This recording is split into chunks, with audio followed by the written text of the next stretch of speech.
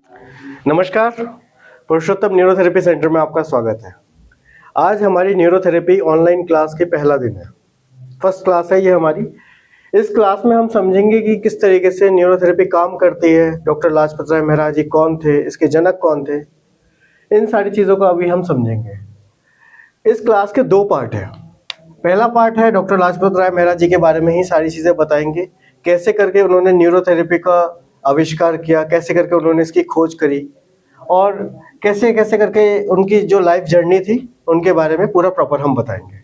और दूसरे पार्ट में हम बताएंगे कि न्यूरोथेरेपी क्या होती है, किस तरीके से काम करती है, कैसे करके सीवियर कॉम्प्लिकेटेड बीमारी हम ठीक करते हैं। जो डॉक्टर ने लगातार कई समय से दवाइयाँ जो खाते हैं पेशेंट, उनकी दवाइयाँ बिल्कुल ठीक हो छूट जाती हैं और वो बिल्कुल पूरी तरीके से ठीक हो जाते हैं। तो आइए शुरू करते हैं पार्ट 1 से। सबसे पहले हम लोग जानते हैं डॉक्टर लाजपत राय मेहरा जी का जन्म जो हुआ था वो 23/8/1932 में हुआ था। जब वो छोटी उम्र के ही थे, 1947 के आसपास उन्होंने नाभि सेट करना शुरू कर दिया था लोगों का। होता है कि जैसे होता है ना, परमात्मा की जो दी हुई ताकत है, कई बार लोगों को पता चल जाता है कि हमारा जन्म किस लिए हुआ था। तो डॉक्टर लाजपत राय मेहरा जी को बहुत छोटी उम्र में ही पता चल गया था कि शायद मेरा जन्म किस काम के लिए हुआ था। तो वो छोटी सी उम्र में ही लोगों की नाभि सेट करना शुरू कर दिया था। बाद में हल्के हल्के करते करते जब लोगों की नाभि ठीक होनी शुरू हुई तो उसके बाद उन्होंने और रिसर्च करी और देखा कि और हम क्या कर सकते हैं। आपको यकीन नहीं होगा कि जिस उम्र में हम लोग को पता भी नहीं होता कि हम क्या करें, क्या करना है, खेल कूद में हम लोग व्यस्त रहते हैं, मात्र 11 साल की उम्र में उन्होंने नाभि सेट करना शुरू किया था लोगों का। और एक तरीके से आप सोचिए कि 11 साल की उम्र में लोगों को पता ही क्या होता है, लेकिन शायद उनको परमात्मा की कृपा थी जिससे उनको ये पता चल गया था कि हमें करना क्या है। फिर उसी लाइन में वो आगे बढ़ते चले गए। हल्के हल्के फिर उन्होंने कमर दर्द को ठीक किया, गर्दन दर्द को ठीक किया। ऐसे करते करते उन्होंने वेदों का अध्ययन किया। वेदों का अध्ययन करने के बाद उनको पता चला कि ऐसी भी एक चिकित्सा पद्धति है जिससे हम कॉम्प्लिकेटेड से कॉम्प्लिकेटेड बीमारी को भी हम लोग ठीक कर सकते हैं। वहां से उन्होंने पूरा खोजबीन निकाला कि किस तरीके से ये चीजें काम करती हैं। क्योंकि ये क्या है, न्यूरोथेरेपी ये पहले ये थी, लेकिन ये समय के साथ क्या हुआ, लुप्त होती चली गई। इसी को हम लोग क्या बोलते हैं, नाड़ी मर्दन चिकित्सा। क्या बोलते हैं, नाड़ी मर्दन चिकित्सा। फिर उसके बाद क्या हुआ, हल्के हल्के जब उन्होंने ट्रीटमेंट करते करते करते करते वेदों को पढ़ते पढ़ते उन्होंने पॉइंट्स के आविष्कार किए। न्यूरोथेरेपी के जो मैं आपको पॉइंट्स सिखाऊंगा वो पॉइंट्स के हल्के हल्के, जैसे पेन, गॉल, स्प्लीन, लिवर, अलग अलग पॉइंट्स के खोज होती चली गई। और पॉइंट्स के खोज होते होते फिर फॉर्मूले बनते चले गए। फिर हम देखेंगे कि उन्होंने जो न्यूरोथेरेपी का जो नाम दिया था 1976 में, उन्होंने न्यूरोथेरेपी को नाम दिया कि ये न्यूरोथेरेपी है। इस चिकित्सा पद्धति को हम क्या बोलते हैं, न्यूरोथेरेपी। और इसी समय उन्होंने काफी पेशेंट ठीक भी कर चुके थे। इस समय वो अपने घर पे ही चिकित्सा करते थे। क्योंकि क्या होता है कि अभी जब आप सीख रहे होगे, जब आप चीज सीखोगे तो उसमें भी क्या है कि लोग जानते नहीं है कि क्या है ये चिकित्सा पद्धति, लोगों को समझाना पड़ेगा। तो उस टाइम उनके लिए तो और भी ज्यादा डिफिकल्ट था कि लोग बोलते थे कि अरे ये पैरों में चल के क्या ही होगा, इससे कभी कोई ठीक हो सकता है क्या। अभी भी हमसे भी बोलते हैं पेशेंट कि अरे सर ऐसे करके चलने से होगा ही क्या। लेकिन क्या है, एक पूरा हम जब साइंटिफिक तरीका से हम जब करेंगे, it will give you result. जैसे आपने देखा ही होगा कि पहले के समय में आपके दादाजी बोलते थे आओ पीठ के ऊपर चल लो हमारे, ठीक है। तो उनको ये नहीं पता था कि एग्जैक्टली कौन से केमिकल बन रहे हैं, क्या चीज हो रही है। उनको एक चीज पता थी कि मेरे कमर में दर्द है तो उससे आराम मिल जाएगा, यही तो था।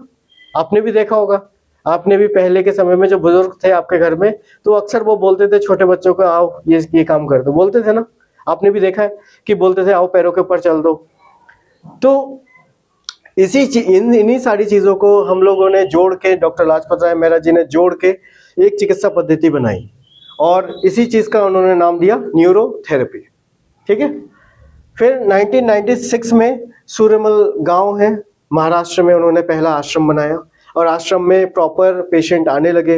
इस आश्रम में उन्होंने फ्री चिकित्सा शिविर भी लगाया, संडे टू संडे वो फ्री चिकित्सा करते थे। और यहाँ पे सबसे कम फीस में, बिल्कुल कम फीस में ये ट्रीटमेंट करते थे, प्रॉपर ट्रीटमेंट करते थे। और काफी दूर दूर से लोग आते थे इनके पास। शुरू शुरू में क्या था कि ये रिसर्च मोड में थी, रिसर्च एंड डेवलपमेंट होता है ना। कोई भी चीज जब इनिशियल स्टेज में होती है तो क्या होता है, रिसर्च चलता है कि ये चीज से हम कर रहे हैं तो इससे क्या होगा, क्योंकि कई चीजें हमें खुद ही नहीं पता होती हैं कि क्या चीजें होने वाली। तो उस टाइम रिसर्च मोड में थी, कई लोग बहुत दूर दूर से, विदेश से भी लोग आते थे, इंडिया के कोने कोने से लोग जाते थे और ट्रीटमेंट लेते थे और आराम भी मिलता था। और उसी समय इसका पूरा प्रॉपर थीसिस, पूरी सारी चीज़ें लिखी पड़ी, जो भी चीज़ें हैं, प्रॉपर एजुकेशन किस तरीके से देना है, ये सारी चीज़ों की भी तैयारी चल रही थी साइड बाय साइड, कि अगर किसी को सिखाना है तो किस तरीके से आप सिखा सकते हो। तो उसके बाद 1999 में न्यूरोथेरेपी एकेडमी की शुरुआत हुई, डॉक्टर लाजपत राय मेहरा न्यूरोथेरेपी हम लोग बोलते हैं, ठीक है। और इसी की एकेडमी के बाद ही हम लोगों ने, डॉक्टर लाजपत राय मेहरा जी ने क्या करा कि फिर पूरा पढ़ाना शुरू किया कि किस तरीके से आप लोगों को ठीक कर सकते हो, कौन कौन से ट्रीटमेंट किस तरीके से देना है, क्या होता है न्यूरोथेरेपी, सारी चीज़ें बतानी शुरू करी। और इसी तरीके से 1999 से लेके और 2017 तक उन्होंने बहुत मेहनत करा, अथाह मेहनत करा, और इसी बीच हज़ारों सेंटर पूरे ऑल इंडिया में खोले गए और लाखों लोग, इससे क्या हुआ, पूरे ठीक भी हुए और विदेशों से लोग आने लगे। और इसके बाद बहुत सारे लोगों ने भी क्या करा, न्यूरोथेरेपी को सीखा। लोग न्यूरोथेरेपी को सीख के अलग अलग जगह पे जाके सेंटर भी खोला उन्होंने, और बहुत ज़्यादा लोगों को फ़ायदा भी हुआ। जिन जिन लोगों को ट्रीटमेंट हुआ उनको पहले तो ये यकीन ही नहीं हुआ कि न्यूरोथेरेपी से लोग ठीक भी हो सकते हैं, ऐसी ट्रीटमेंट से, ऐसे पैरों के ऊपर चल के कोई ठीक भी कर सकता है। लोगों को पहले विश्वास दिलाने के लिए जिन भी लोगों ने सेंटर खोले थे उन्होंने फ्री कैंप्स लगाए। हम लोग भी यहाँ पे फ्री कैंप्स लगाते हैं, क्योंकि अभी भी लोग नहीं जानते। लोगों से अगर लोग अगर जानते हैं कि जानकारी में आता है, लोगों को जब ये पता चलता है कि न्यूरोथेरेपी, उनको ऐसा लगता है कि ये कोई एलोपैथिक है, लेकिन जब वो ये बोलते हैं कि अरे ये कैसे करके हो सकता है, ठीक कैसे हो सकता है। तो अगले पार्ट में हम इसी चीज़ को समझेंगे कि किस तरीके से न्यूरोथेरेपी शरीर को ठीक करती है। उसके बाद 2017 में डॉक्टर लाजपत राय मेहरा जी का निधन हो गया और वो हमारे बीच नहीं रहे। और ये बड़े दुख का पल था कि मतलब उनका जो मिशन था, उनका जो मिशन था कि पूरे सभी घर घर में ये न्यूरोथेरेपी जानी चाहिए, हर गांव में एक व्यक्ति न्यूरोथेरेपिस्ट होना ही चाहिए। क्योंकि उनका एक मिशन ये भी था कि जो लोग तड़प रहे हैं, जो लोग एलोपैथिक दवाई खा खा के परेशान हो चुके हैं, जिनके पास कोई भी उपाय नहीं है, तो वो क्या न्यूरोथेरेपी का ट्रीटमेंट लेंगे और उनको रिलीफ मिलेगा। अभी भी आप देखेंगे कि बहुत सारे लोग पैसा इतना ज़्यादा खर्च करते हैं कि लेकिन कोई आराम नहीं मिलता। क्यों? क्योंकि प्रॉपर ट्रीटमेंट ही नहीं होता है। तो सेकंड पार्ट में हम समझेंगे कि किस तरीके से न्यूरोथेरेपी काम करती है, ठीक है। अब देखिए सेकंड पार्ट में हम क्या समझेंगे कि न्यूरोथेरेपी काम कैसे करती है। न्यूरोथेरेपी काम कैसे करती है उसको जानने से पहले हम 3 पार्ट को देखते हैं। यहाँ पे मैंने लिखा हुआ है ग्लैंड्स, ऑर्गन और ब्लड सर्कुलेशन। हमारे शरीर में अलग तरीके के ग्लैंड्स होते हैं, different types of glands are there, ठीक है। 11 तरीके के ग्लैंड्स होते हैं बेसिकली, और उसके अंदर से क्या निकलते हैं, हार्मोन्स और एंजाइम्स निकलते हैं, हमेशा निकलते ही हैं। और वो क्या होता है, टारगेट साइट पे जाके अपना काम करते हैं। अब क्या होता है, जब हम बीमार पड़ते हैं तब क्या होता है, हार्मोन या तो बहुत ज़्यादा कम बन रहे हैं या बहुत ज़्यादा बन रहा है, ठीक है। 2 चीज़ों में से एक चीज़ होगा। अगर मान लीजिए वो बन भी रहा है तो फिर क्या होता है कि वो अपनी टारगेट साइट जहाँ तक जाना है वहाँ तक नहीं जा पाता है, ठीक है। इसका कारण क्या है, ग्लैंड या तो हाइपर हो जाता है, बहुत ज़्यादा काम करने लगता है, या बहुत कम काम करने लगता है। जैसे एग्जाम्पल से मैं आपको बताता हूँ, जैसे थायराइड ग्लैंड है। थायराइड ग्लैंड जब बहुत ज्यादा काम करता है तो उसी को हम लोग बोल देते हैं हाइपर थायराइड। क्यों? क्योंकि उसमें T3 T4 जो हार्मोन होता है वो बहुत ज्यादा बनता है। अब जब T3 T4 कम बनेगा, जब ग्लैंड कम काम करेगा, तो उसी को हम लोग क्या बोल देते हैं, हाइपोथायराइड। अब देखिए उसकी वजह से क्या हो जाता है, हमारे शरीर में बहुत बीमारियां आ जा रही है। हाइपोथायराइड एक बीमारी है, ओरिजिनली एक बीमारी ही है, ठीक है। ऐसे ही क्या है, एंजाइम भी है, हमारे शरीर में एंजाइम्स बनते ही है हमेशा, ठीक है, जो डाइजेस्टिव प्रोसेस के लिए बहुत ज़्यादा ज़रूरी है। डाइजेशन में अगर आपके एंजाइम्स ना हो तो आपका पूरा प्रोसेस डाइजेशन का होगा ही नहीं। और जैसे सोडियम बाइकार्बोनेट का हम एग्जांपल लेते हैं, पेनक्रियाज क्या करता है, सोडियम बाइकार्बोनेट एंजाइम बनाता है।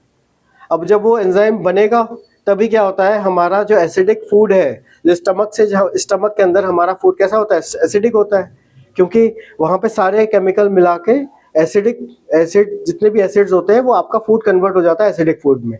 उस एसिडिक फूड को कन्वर्ट करने का काम करता है सोडियम बाइकार्बोनेट।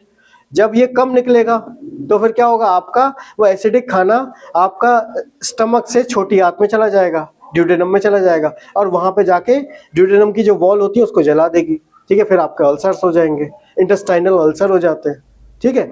और जब वो ज्यादा निकलेगा तो फिर क्या होगा, बहुत ज्यादा अल्कलाइन बन जाएगा। वो दोनों तरफ से ही मतलब गड़बड़ी है, ठीक है, तो पहला कारण क्या है, आप देखते हैं कि ग्लैंड्स क्या करते हैं, ज्यादा काम कर रहे हैं, कम काम कर रहे हैं, हार्मोन ज्यादा बन रहा है, कम बन रहा है, एंजाइम ज्यादा रिलीज हो रहा है या कम रिलीज हो रहा है, इसकी वजह से हम बीमार पड़ रहे हैं। और दूसरा क्या है, ऑर्गन्स क्या होते हैं, ऑर्गन्स सही तरीके से काम ही नहीं कर रहे हैं। जैसे अगर आपके लंग्स ठीक तरीके से काम ही ना करें तो फिर क्या होता है, बॉडी को बहुत ज्यादा परेशानी होती है, बॉडी को ऑक्सीजन जो चाहिए वो क्या प्रॉपर मिल पाएगी, आप बताइए मुझे, नहीं मिलेगी। तो ऐसे क्या है, आपके लंग्स हो गए, आपके लिवर हो गया, liver is one of the most important organ of the body. ठीक है, अगर लिवर काम नहीं करेगा तो वो डिफरेंट टाइप के जो केमिकल्स बना रहा है लगातार, हमेशा जो काम कर रहा है, वो क्या चल पाएगा क्या काम, बिना शरीर के, बिना लिवर के क्या शरीर काम कर सकता है। लिवर इतने तरीके के केमिकल्स बनाता है, अगर वो केमिकल्स ना बनाए तो क्या डाइजेशन प्रॉपर हो सकता है, क्योंकि क्या है, लिवर क्या है, डाइजेस्टिव सिस्टम का एक एसेसरी ऑर्गन है। एसेसरी ऑर्गन का मतलब क्या होता है, ऐसा ऑर्गन जो डाइजेशन में मदद कर रहा है। आप यकीन मानिएगा कि लिवर एक इतना जबरदस्त ऑर्गन है, इतने डिफरेंट टाइप के केमिकल्स बनाता है जो हमेशा चाहिए। अगर आपको शरीर में तुरंत एनर्जी चाहिए तो लिवर उसके लिए खड़ा है। अगर आपके शरीर में कोई टॉक्सिन चला जाता है तो लिवर उसके लिए पीछे से खड़ा है। अगर आपको कोई सांप बिच्छू जहरीले जानवर ने काट लिया तो उसके लिए भी, टॉक्सिन के लिए लड़ने के लिए भी लिवर खड़ा हुआ है। अगर आपकी इम्यूनिटी डाउन होती है तो उसके लिए भी लिवर खड़ा है। आपने देखा है, जब जॉन्डिस हो जाता है, पीलिया जब हो जाता है तो शरीर कैसा हो जाता है, बिल्कुल पूरा शरीर पीला पड़ जाता है।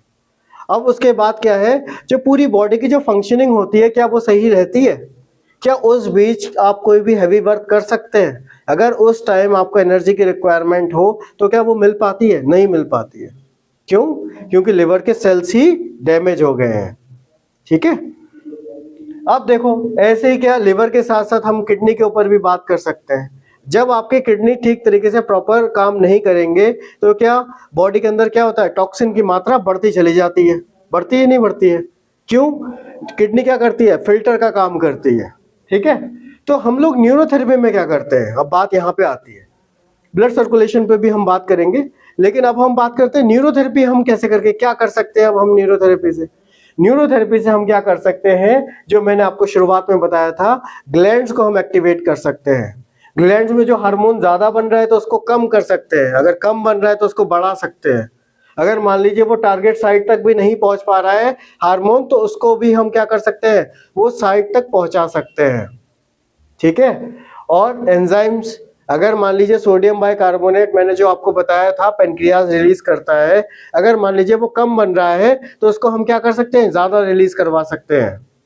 ठीक है, ऐसे ही डिफरेंट टाइप्स ऑफ ग्लैंड्स को, जैसे अभी मैंने आपको एग्जांपल दिया था थायराइड ग्लैंड का, सबसे बेसिक एग्जांपल है, इसीलिए मैं थायराइड ग्लैंड के ऊपर चर्चा कर रहा हूँ। थायराइड ग्लैंड आपने सुना है, हाइपोथायराइड आपने सुना है, हाइपरथायराइड आपने सुना है।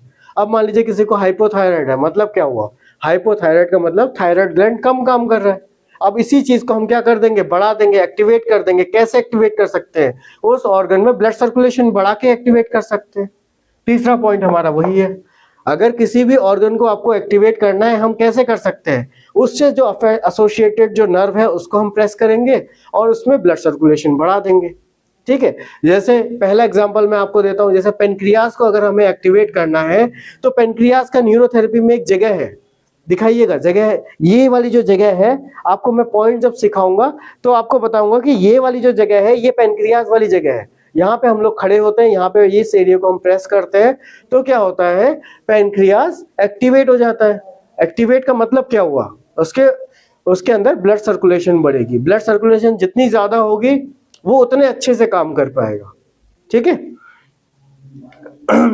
ठीक है, तो हम लोग क्या करते हैं न्यूरोथेरेपी में, ऑर्गन्स को एक्टिवेट करते हैं। अगर मान लीजिए स्पेसिफिक ऑर्गन में प्रॉब्लम है, अगर मान लीजिए लंग्स में प्रॉब्लम है, लंग्स में प्रॉब्लम की वजह से क्या हुआ है, लंग्स के अंदर इन्फ्लेमेशन है। ठीक है, ब्रोंकाइटिस हम एक एग्जांपल ले सकते हैं, उसमें क्या होता है, सांस नहीं आती। सांस कैसे आएगी, अंदर ही अंदर सूजन जब है तो क्या पूरी तरीके से वो काम कर पाएगी, क्या नहीं कर पाएगी, बिल्कुल नहीं कर पाएगी। तो हम लोग क्या करते हैं, हमारे इसमें न्यूरोथेरेपी में फॉर्मूले होते हैं, इन्फ्लेमेशन ट्रीटमेंट फार्मूला है, उसको देने से ये क्या होता है, लंग्स में या पूरे शरीर में कहीं पे भी अगर सूजन है तो बिल्कुल 100% ठीक हो जाता है। अब लंग्स को एक्टिवेट करने के लिए हमारे वहाँ चेस्ट ओनली एक पॉइंट होता है। ठीक है, पॉइंट्स में आपको सिखाऊंगा, आज पहले ही क्लास है तो चीजों को आप खाली समझ लीजिए कि किस तरीके से चीजें हैं।